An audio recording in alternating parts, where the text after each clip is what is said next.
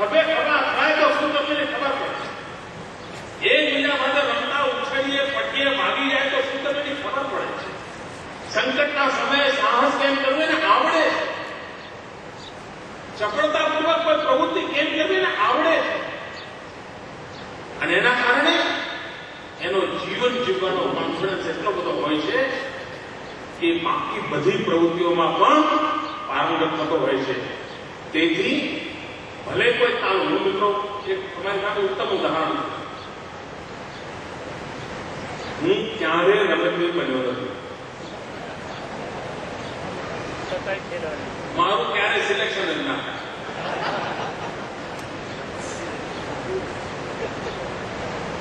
પરંતુ મારા જીવનમાં આજે પણ મારા વ્યાયામ શિક્ષક મને એવા એવા યાદ છે.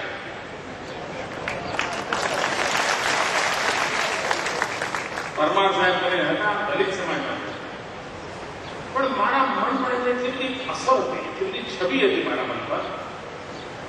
મને યાદ છે અમે બધા શાળામાં ભણીએ તો શનિવારે શિયાળામાં કે ઠંડી હોય, સવારની સ્કૂલ હોય તો વિદ્યાર્થી નેતાઓનો તોફાન કરવાનું મન થાય. સાહેબ ઠંડીની અંદર ચડ્ડી નહીં, પેન્ટ પહેરીને આમાં કંઈ કરી આપે. અમે પણ ફેસ કરતા અમારા સમય પણ એવું હતું. આ સાયકોલોજી તોડવા માટે મારા વ્યાયામ શિક્ષક 12 મહિના શનિવારે સવારની શાળા હોય પોતે ચડ્ડી પહેરીને શાળામાં આવતા. પૂરો સમય શાળાની અંદર એ મેદાનમાં નિક્કર પહેરીને જ ભણાવતા. શનિવારે એ ચાલે એવી રીતે મને પણ એમ થાય વીર યોદ્ધા જે અને મહેનત એટલી કરતા. મારે ત્યાં એક વ્યાયામ શાળા હતી. મને બળસું શીખવાની બચપણમાં ઈચ્છા થઈ તો મારા ખાતરે સવારે 5:30 વ્યાયામ શાળામાં એક વિદ્યાર્થી માટે એમને શું પડી ગયું. અને ત્યારે એને ક્યાં ખબર હતી હું અહીંયા ક્યાં આવવાનું. મિત્રો તમને કદાચ અંદાજ નહીં હોય, પરંતુ અમિત છાપ જો પડતી હોય વિદ્યાર્થીના જીવન પર તો વ્યાયામ શિક્ષકના કુલ મિલાकर એનું જે એપિયરન્સ, એની બિહેવ, એની ચાલ, એની બેઠવા ઉઠવાની પદ્ધતિ છે એનો ન તરફી શકો એવો પ્રભાવ હશે. હું પોતે એનું ઉદાહરણ છું અને આજે પણ મારા જીવન પર એની અસર થાય છે. મને તમે આમ માંડલા મારા જોડે ચાલતો બધી જોયો નથી. એનું કારણ મારા વ્યાયામ શિક્ષક.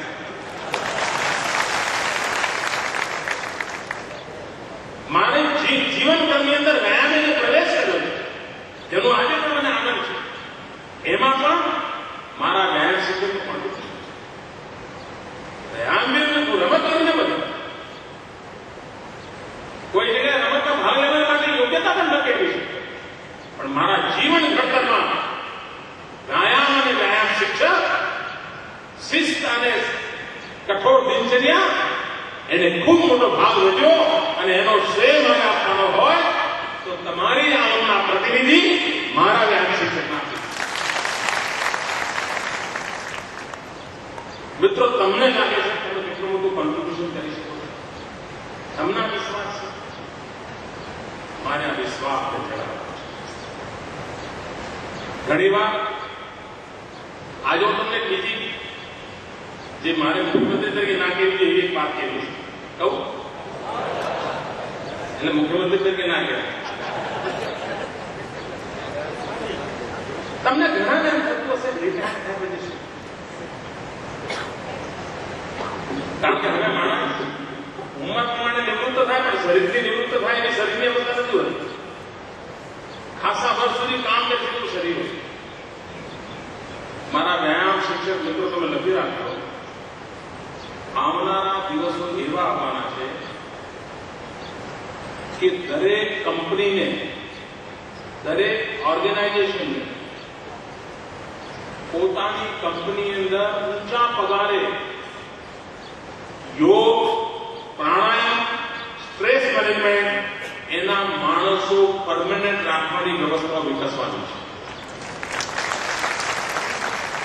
જો તમે વ્યાયામ શિક્ષક તરીકે યોગ, પ્રાણાયામને આત્મસાત કર્યો છે તો તમે જેવા નિવૃત્ત થયા સાહેબ તમે ન ગમ્યું આખી દુનિયામાં બજાર પડ્યું છે, આખી દુનિયામાં નાક પકડવાના ડોલર આપવા માટે લોકો તૈયાર છે. પણ તમને ખબર છે કે જ્ઞાન શિક્ષક તરીકે તમે આ શાસ્ત્રને આત્મસાત કેવી રીતે કરી શકો, પોતાના જીવનમાં કેવી રીતે જોડી શકો? ઇવન ટાઉન લેવલે રહેનારો શિક્ષક, મોટા ભાગના શિક્ષકો નગરપાલિકા વિસ્તારમાં રહેતા હશે, ભલે નોકરી બીજે ગમે ત્યાં મોટા ભાગ નહીં હોય તો એ પણ એમ વિચાર કરતા હશે કે પછી ક્યાં સેટલ થવું, તો ભાઈ ટાઉનમાં સેટલ થઈ.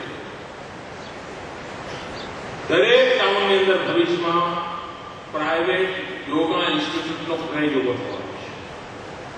આપ કલ્પના કરી શકો છો કે આ ક્ષેત્રનો આવનારા દિવસમાં કેટલો મોટો બિઝનેસ ઉભો થવાનો છે? તમને આમ ના કહ્યું. અને આ એવું ક્ષેત્ર છે કે તમે જો અત્યારની રૂચિ લેતા જાઓ ને તો તમારીમાં માસ્ટર જશે. તમે એ આખા કલાકને કબજે કરી શકો. તમે એમ જ મારો જવાબ કરો. શાળામાં મારી વેલ્યુ શું? ઇંગ્લિશના ટીચરને તો કેટલા બધા ટ્યુશન મળે, મેથેમેટિકના ટીચરનો, સાયન્સના ટીચરનો તો કેવું વટ પડે. અમારે ધૂળ ખાવાની. મિત્રો ઉલટું જોઉં, સામર્થ્ય ક્યાં પડ્યું છે? તો આ આલમમાં પડ્યું છે. હું તમને આવતીકાલના દર્શન કરાવું છું. આપ નિર્ણય કરજો મિત્રો કેવી રીતે બની શકાય. ખેલકૂદ મહાકુંભ એક પ્રોત્સાહન કરું છું.